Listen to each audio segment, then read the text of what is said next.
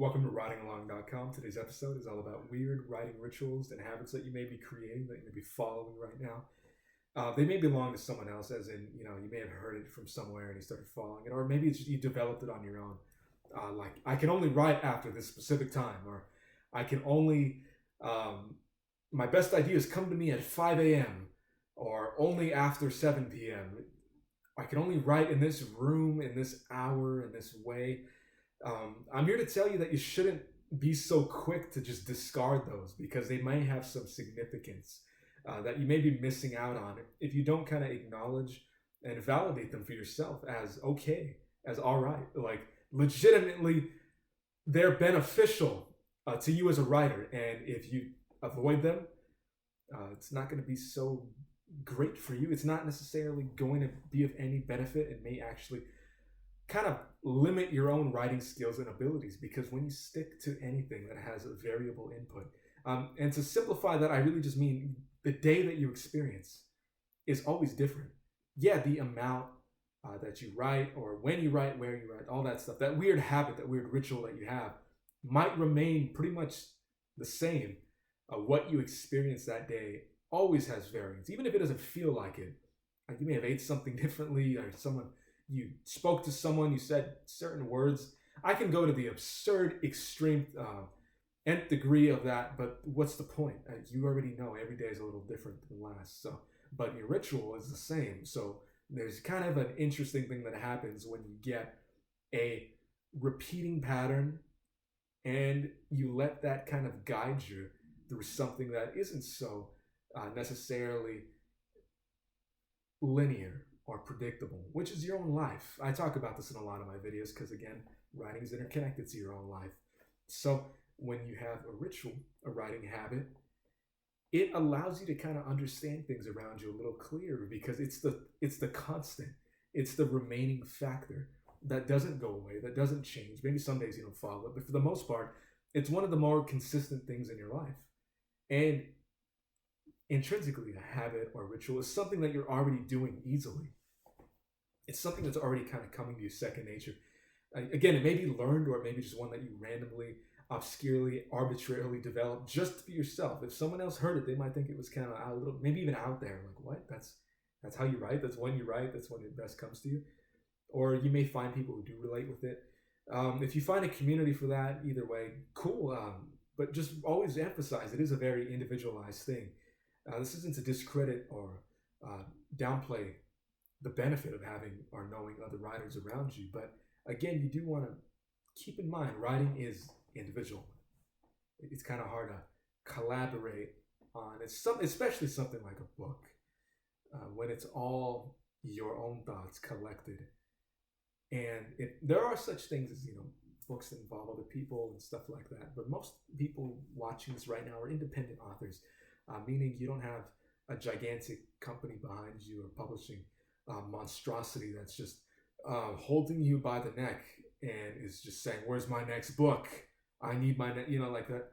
You have a lot of freedom, and you should be grateful for that, because that's actually how writing has been pretty much all of a human recorded history. You can read through it if you'd like. You can look at the history of writing yourself. You can create your own histories of writing just by reading the books that have been released throughout, that are available now, especially throughout all of human history. Go ahead and check them out yourself. A lot of the time they were very unique. They weren't always abiding by these very unchanging strictures. No, like they would also not constrained by anything. And if they were, there was a lot of aspects and elements of freedom. And that is kind of admirable. It's something you look at and just be like, wow, this is something different. That's why you read a book, because it kind of challenges the way you think. Maybe not even directly, but it's something that you otherwise wouldn't be coming up with on your own. And that person also got their ideas from someone else. It's a big tradition. So have traditions for yourself. In the spirit of writing, have some that you keep alive, keep going. Again, maybe you only write at a certain time of day. Maybe your best ideas come to you.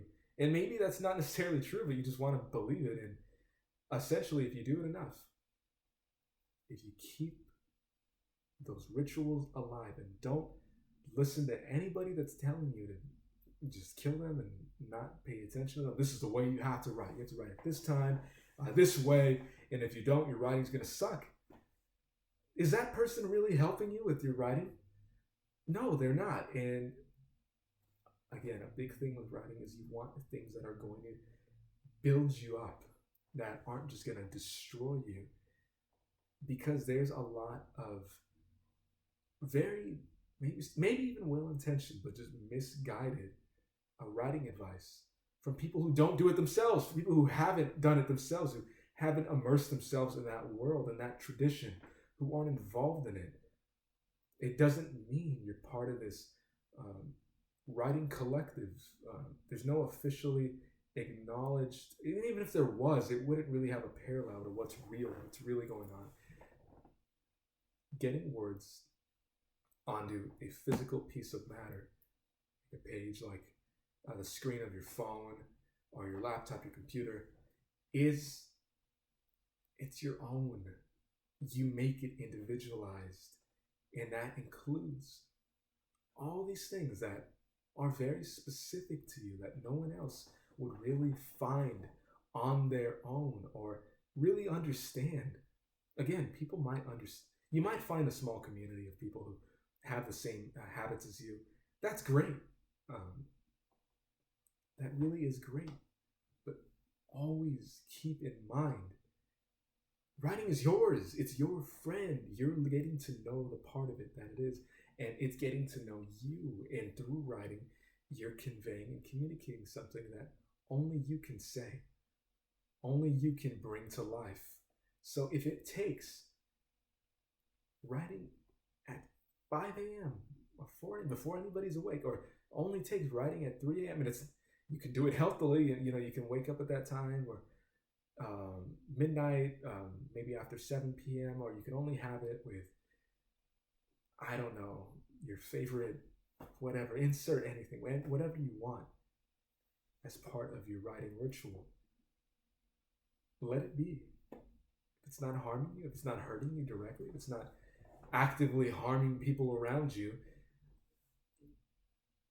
not saying, I can only write after I've done this horrible, heinous thing. I cannot say to do that. You want it to be something that's sustainable, something that is intrinsic, something that others really can't take from you. And your habit might change down the line. You may be someone who writes best at night. Go for it. Keep doing that. And don't think your writing will improve or something if you do it in the morning, if you already like doing it at that time. 10 years from now, that might change. And it won't change because it had to. It'll change because naturally in your life, you wouldn't have forced it. Circumstances in your life may have contributed to when you're going to be writing or how and such. But all in all, it always comes down to your own volition, your own agency, your own sense of me, you, I, identity. Hold that close too, or else you're going to lose yourself before you even write, before you can tell the story that you're trying to tell. If you lose your identity in the process, you'll have no story to tell. You'll have nothing to say, which is incredibly dangerous. It's incredibly scary. If you're interested in writing a book, actually, check out How to Write a Book in 30 Days at writingalong.com. It's not a paid training. It's just completely free because most people have it in them to write a book. Most people can. Are they going to do it?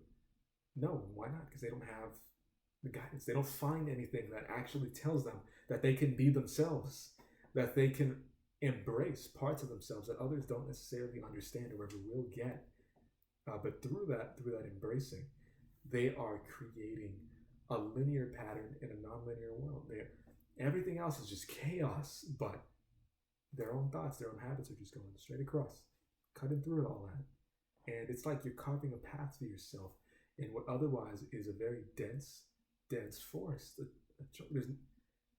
You're wandering, you're walking along through it, and all the stuff that you're witnessing and seeing, create a path. You'll know where you've come from, have a general sense of direction of where you're going. It may change, but that's what your weird writing habit or ritual is. I call it weird because it is to some people. They might not always even come close to understanding why your best ideas come to you in this way, in this time, in this way of going about it. And the fact is, people don't need to understand. I don't need to understand it. Let me know in the comments, what's your writing ritual?